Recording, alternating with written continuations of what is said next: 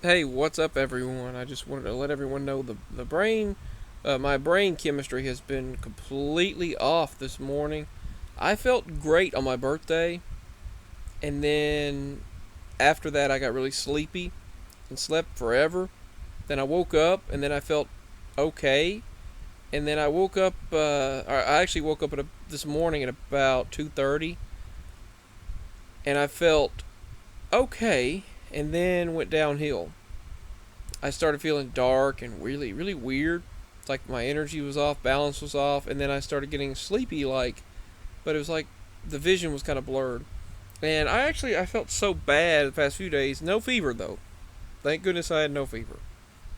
But I'm a little worried about what all's going on.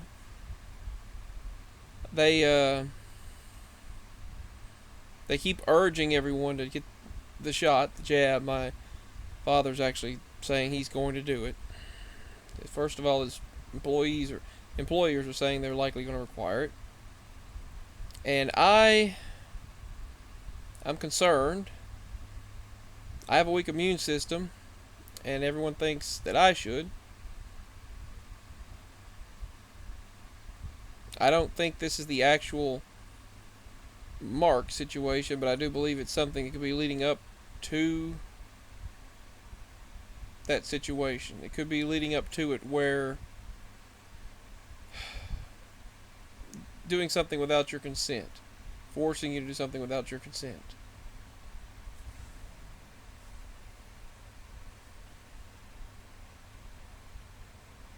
And I just, I don't know, it's just bothersome. It's really bothersome. And I started feeling really rough this morning. First of all, I had a sore throat yesterday and I got really nauseated. A sore throat, diarrhea, nauseation. It's weird because on my birthday I felt great. Everything seemed fine. And then I started getting a really just bad feeling.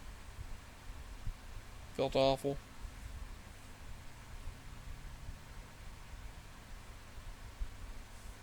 And I didn't know. I didn't really know what it was. Sore throat. Still have the random sores. And it didn't feel well at all. I felt awful.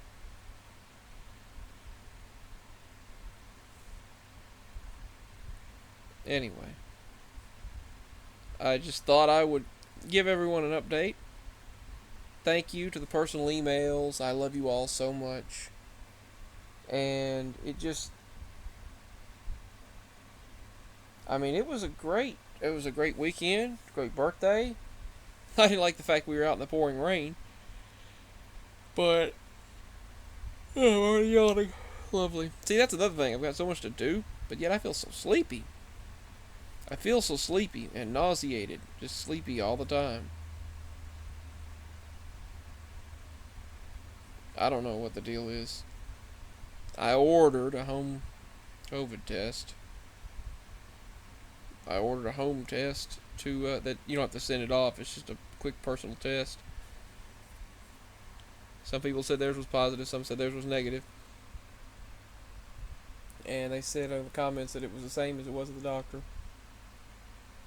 But I don't know. It's just they said that if you don't get this shot, then you will get the variant. And others say if you do, it doesn't stop you from getting the variant. And they say that the ones that don't are the cause of the variant. It's just confusing people and making people so frustrated.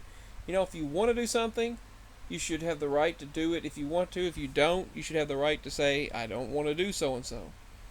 We're heading in a direction where they can force you to do something else without your consent.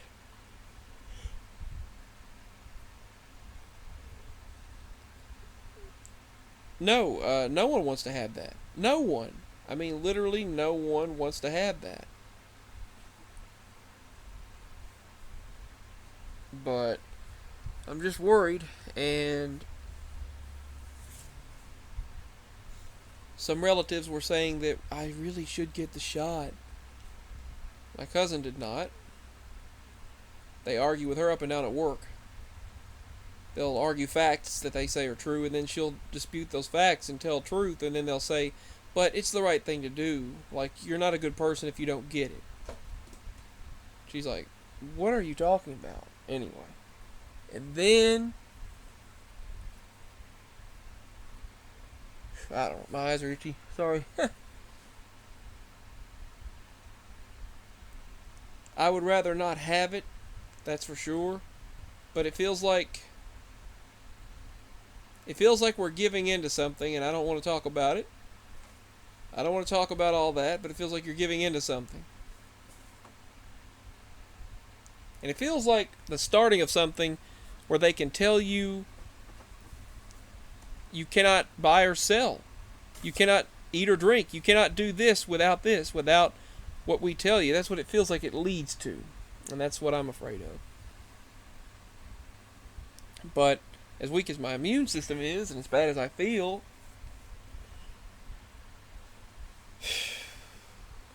they say I should do it. And my father's thinking of getting it.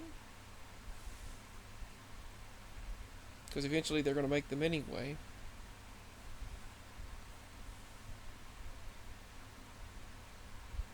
There was a vax that people got, I forgot what it was, for school, and it leaves a mark on your arm, like 6 marks. And there was actually a time, the reason why I chose this is because my brain chemistry has been off. You ever feel like it's like you just suddenly, your brain changes, your chemistry changes, and everything's like darker, and you can feel the change, like a switch happened? That's what happened. Oh, my mama and I had an interesting situation this morning. I'll share another video. Here's a bit of information that I wanted to share. How a vaccine slowed the spread of chickenpox. Let's see here. Here it is. The first vaccine passports were scars from smallpox vaccinations. Right here, you can see the smallpox vaccination. When smallpox ravaged the United States at the turn of the 20th century, many public spaces were required people to show their vaccine scars for entry.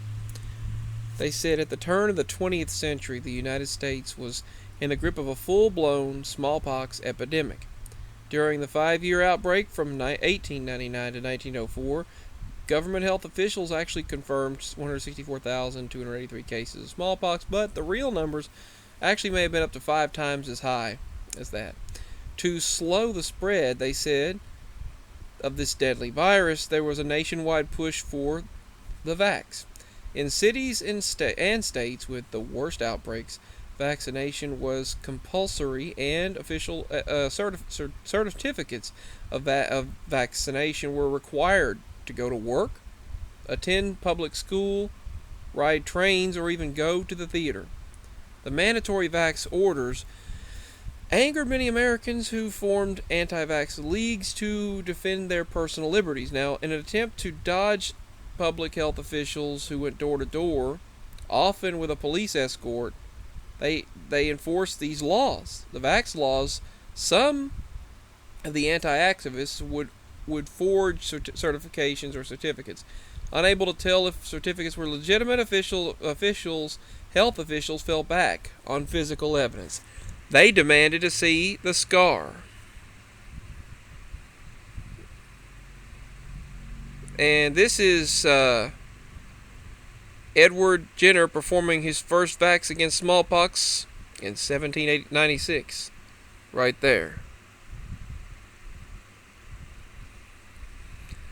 Following a technique first developed by Edward Jenner, the late 18th century smallpox vaccination in 1900, it meant scarring, I think they meant, the skin of the arm with a lancet or knife, and then dabbing the wound with the live virus. Vax makers in the 1900s still scoured their virus from oozing cowpox sores on the underside of calves, and they said the vaccine recipient would start to feel quite sick, usually with a fever and a very sore arm. The vaccine site would become more and more irritated. A scab would form, fall off, and what was left behind was a small scar roughly the size of a nickel. And that's how you'd know that the vaccination took. Partly because they said the process was so brutal, partly because the anti-vax crusaders exaggerated the risk of contracting syphilis or tetanus through the vax. There were plenty of people who tried to avoid it. The most common tactic was to buy a fake certificate, but they said as late as 1904, reports on an extensive traffic in worthless certificates of sufficient vaccination by East Side physicians. So basically, with all the public schools now then requiring proof, there were a league of doctors, of certified doctors, who would sign a piece of paper saying the child was medically unfit for vaccination. If parents didn't want to pay the doctor, they forged the medical certificate themselves. Now here's the part I wanted to show. This is a health officer inspecting people for smallpox vaccination scars in Newark, New Jersey, 1931. If you wanted to go to public events, the officer had to inspect people's arms, and they had to show the mark on their arm before they could go into any type of public events. In the overcrowded treatment districts like cities, like New York, Boston, where it spread of a deadly speed, they said certificates could be so easily forged, they'd insist on seeing the vaccine scars. The mark of the vaccine scars readily served as a physical form of certification. So basically, they went right to the source, and the vaccination, they said, would be the seal on the passport of the entrance to public schools, to voters' booths, and the box of the juryman, and to every position of duty, privilege, profit, or honor in the gift of either the state or the nation. So basically, in schools, factories, and halls of government, as well as abroad, aboard immigrant ships arriving in the U.S., ports of entry, those who couldn't produce a fresh vaccine scar signaling inoculation within the past 5 years, they would be vaccinated on the spot. In that same year, it required people to show the scar. Steel workers and their families. This order would have affected 300,000 people. That's pretty significant, coming from one enterprise. As late as 1921, when Kansas City suffered the smallpox outbreaks, they said the newspaper reported that show a scar has been significantly adopted as the passport to lodges and other meetings. So they wound up having to show their scar. I had this weird number calling me. It was something to do with, it had something to do with a license plate or something, some kind of a weird number on a license plate, and then I found out it was something to do with news. That's what that 6912 whatever was, like a winner's number. That's what that's in the top of my thing for. Some kind of a weird message. But anyway, they did it by painfully exposing the patch of skin to nitric acid to produce the same nickel-sized scab and scar. They even took to forging the scars. So, anyway, thought I would share that bit of news. They even had a passport back then. Basically, you had to show the mark of vaccination before you could get into any type of public events, work, school, or transport, or even eat or drink, get food or water, basic necessities. That happened even in the 1900s. So I just thought I would share that bit of information. But right now, I'm just concerned at what it goes toward. That's all. That's what I'm concerned about. If they pass bills regulating government to tell you can't do this or that without doing this, then or that, then there's no telling where it can go from there. But another thing is people are saying I should get it. My father wants to get it because of, for one thing, they'll probably require it soon at work. I just don't know. And he's around a lot of people for his job, and I'm the one that does all the shopping. I go out and get all of the things we need. I go in the stores because my mama's disabled to do so pretty much. Hardly ever is she able to go in the stores, so I think, wouldn't we know if it was the actual event? Wouldn't the Lord show us? Anyway, I felt kind of blah. I thought I'd share that in the beginning of the video. I thought I'd share this interesting information. Signing out.